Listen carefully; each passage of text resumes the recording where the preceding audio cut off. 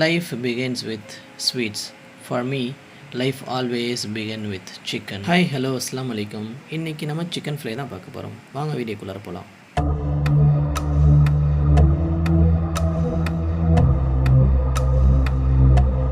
ஆரம்பிக்கலாங்களா? 1/4 kilo chicken எடுத்து மிளகாத்தூள், மஞ்சத்தூள், ஜீரகத்தூள், உப்பு, இஞ்சி பூண்டு விழுது, எலுமிச்சை சாறு, வெண்ணெய், கருவேப்பிலை இது எல்லாத்தையும் சேர்த்து நல்லா பிசைஞ்சு வச்சுக்கிறோம். ஒரு அரை மணி நேரத்துலேருந்து 1 மணி நேரம் மேரினேட் பண்ணி வச்சுக்கலாம்.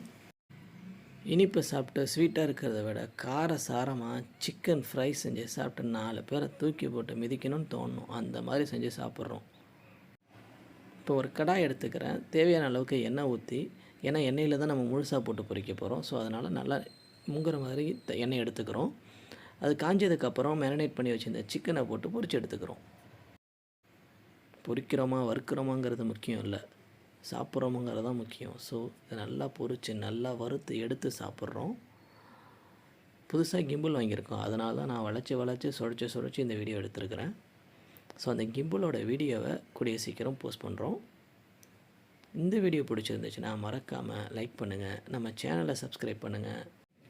இந்த மாதிரி இன்ட்ரெஸ்டிங்கான வீடியோஸ் உங்களுக்காக வந்துக்கிட்டே இருக்குது. ஸோ கீப் ஆன் வாட்சிங்.